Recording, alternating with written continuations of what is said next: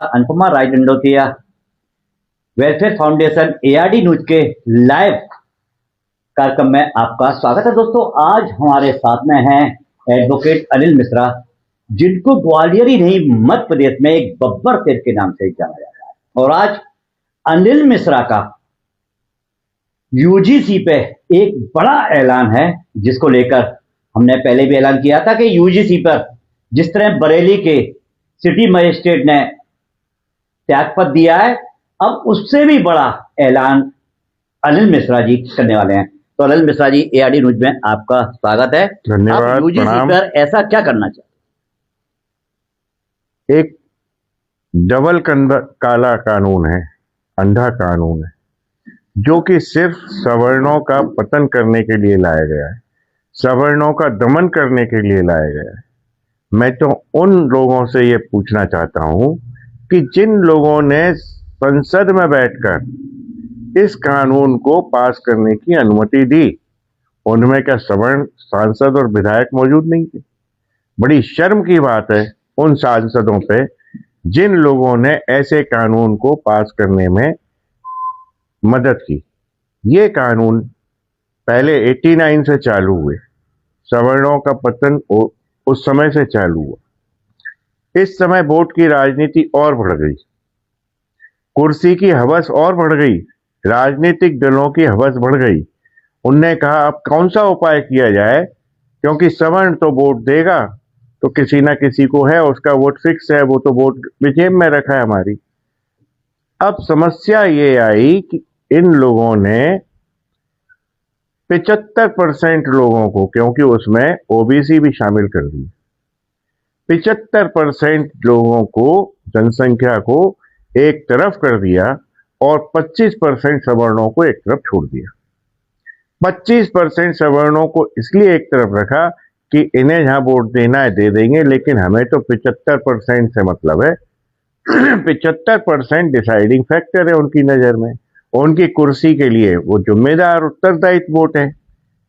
इस कारण से हम 25% को दबाने कुचलने का संपूर्ण भरपूर प्रयास किया जा रहा है, और उस प्रयास में अभी तक तो वो सफल हो चुके हैं। ऐसे 2-1 केस तो सामने भी आ चुके हैं सवर्ण बच्चों के, बच्चियों के, जिनमें उनके खिलाफ शिकायतें हुई दर्ज। अब सवाल यह है कि इस जातिगत कानून को लाने की आवश्यकता क्या थी, वो भी उच्च शिक्षा जैसे केंद्रों, यूनिवर्सिटीज में। संविधान में इसका प्रावधान कहाँ दिया गया है? क्या शैक्षणिक व्यवस्थाओं के तहत भी आरक्षण स्थापित करें स्टूडेंट्स के मध्य? ऐसा तो कोई प्रावधान नहीं है। ये एक ultra vires, contrary to the constitution of India, article आप 15 देख लें, 16 देख लें, 14 के तो ऑलरेडी खिलाफ है, 19 देखें, 21 आर्टिकल देखें, ये सभी आर्टिकल्स के विरुद्ध है।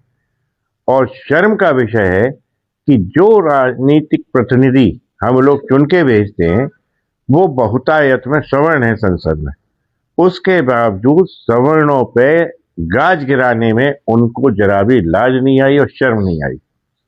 मैं उनसे पुनः आग्रह करूंगा और ये निवेदन भी करूंगा कि थोड़ी बहुत शर्म बची हो और आगे भविष्य में अपनी राजनीति उन्हें कायम रखनी है, अपनी सांसदी कायम रखनी है, तो कृपा करके इस बिल को पुनः कंसिडरेशन में लें और इसको पूर्णतः समाप्त करें और विड्रॉ करें। अन्यथा ये सवर्ण समाज इतना कमजोर नहीं है। ये सवर्ण समाज, अभी जो आंदोलन दिख रहा है ना भारत में, वो बहुत कम है। ये आंदोलन उग्र और उग्रतर होता जाएगा और उस स्थिति में मजबूर कर देगा कि हर नेता, हर सांसद, हर विधायक के घरों पर धरना दिया जाएगा और उन्हें मजबूर किया जाएगा कि ये काला कानून, जो कि हमारे सवर्णों के जो बच्चे पढ़ रहे हैं उनके साथ, जो बच्चे आगे भविष्य में शैक्षणिक संस्थानों में आएंगे, कॉलेजों में आएंगे, यूनिवर्सिटीज में पढ़ेंगे, उनके साथ सरासर अत्याचार है, उनका दमन है, शमन है, और हमें रोड पर लाने की व्यवस्था स्थापित कर दी गई है। सबसे बड़ी बात तो यह है, इसमें देश का हित क्या है? प्रतिभाओं का दमन आप इस स्टेज पे कर रहे हैं, ये देश और राष्ट्र हित नहीं है। इसलिए मैं कहता हूं जितने राजनीतिक प्रतिनिधि हैं वो राष्ट्र हित में तो कतई कार्य नहीं कर रहे, वो राष्ट्र के विरुद्ध जाके कार्य कर रहे हैं, प्रतिभाओं का असम्मान, प्रतिभाओं का पतन कर रहे हैं।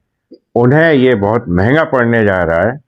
अभी आज उनके साथ जरूर है, उन्हें लग रहा होगा हमारी कुर्सियां हैं, हम उनको कायम रख लेंगे, लेकिन ये भूल जाएं, आने वाला कल 100% सवर्ण की सत्ता बनाएगा, चाहे सवर्ण को उस स्थिति में कुछ भी करना पड़े, आंदोलन की किसी भी सीमा तक जाना पड़े, परंतु हम इस अंधे काले कानून का अंत करके ही रहेंगे।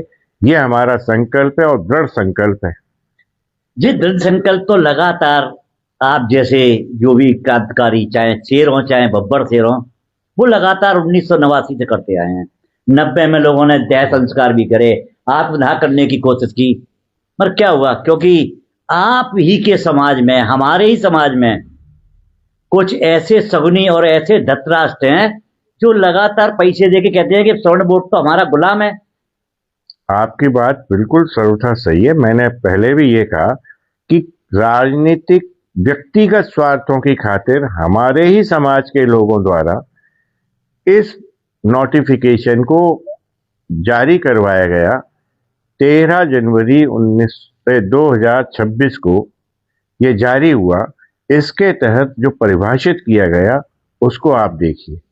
इसमें सबसे बड़ी खासियत की बात यह कि इसमें कोई भी राजनीतिक दल का सांसद या प्रतिनिधि या विधायक या नेता इसके विरुद्ध कोई आवाज नहीं उठा रहा, ना कोई इसकी आलोचना कर रहा, ना कोई समालोचना कर रहा। लेकिन क्यों नहीं कर रहा? वो इसलिए नहीं कर रहा है के पीछे कारण यही है कि ये 75% वोट की राजनीति है और सवर्ण का 25% वोट उन्हें अच्छा नहीं लग रहा, लेकिन सवर्ण ही 25% वोट के आधार पर जिम्मेदारी से पूरा उत्तरदायित्व वहन करते हुए इस राष्ट्र को पुनः स्थापित करेगा।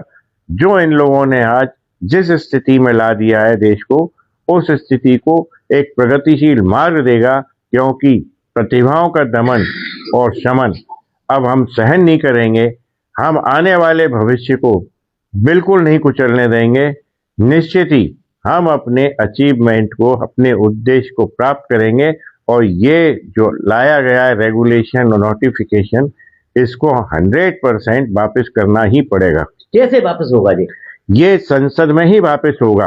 हालांकि न्याय सुप्रीम कोर्ट के समक्ष याचिकाएं प्रस्तुत की जा चुकी हैं, लेकिन सवाल यह है सुप्रीम कोर्ट अगर उसको अल्ट्रा वायरस या विधि विरुद्ध घोषित भी करता है तो भी अल्टीमेटली सारी शक्तियां संसद के पास निहित हैं। इसलिए हम नहीं चाहते कि ये पुनः संसद के पास जाकर और पास होके आए। हम इतना मजबूर कर देंगे सांसदों को, विधायकों को, राजनीतिक प्रतिनिधियों को, राजनीतिक दलों को कि इसे उन्हें वापस ही लेना पड़ेगा। कैसे कैसे करेंगे मजबूर? क्योंकि 1990 से लेकर मजबूर 1990 से जो गलतियां सवर्ण कर रहा था वो गलतियों को अब पुनः हम नहीं करेंगे। और आज हमें समझ आ गया है कि जो हमारे जनप्रतिनिधि हैं, जिन्हें हम हमेशा जिता के भेजते हैं, वो हमारे ही खिलाफ खड़े हुए हैं, हमारे ही विरुद्ध खड़े हुए हैं, समाजों के खिलाफ खड़े हैं, संपूर्ण सनातन और सवर्ण बिरादरी के खिलाफ खड़े हैं। वो नहीं चाहते कि ये किसी भी कीमत पे सवर्ण उनसे ज्यादा कुछ प्राप्त कर सके। नहीं तो इसकी गलती तो सवर्ण की है ना? क्यों सवर्ण वोट देता है? क्यों उनका बहिष्कार की बात नहीं करता? सवर्ण को कुछ देर में समझ में आता तो 35 साल में क्या समझ में आया? आज सवर्ण समझ चुका है, आज सारी स्थितियों से अवगत हो चुका है। जिस सवर्ण का वोट लेके बीजेपी सत्ता में आई थी, उस बीजेपी द्वारा ही आज सवर्ण को काटा जा रहा है, मारा जा रहा है।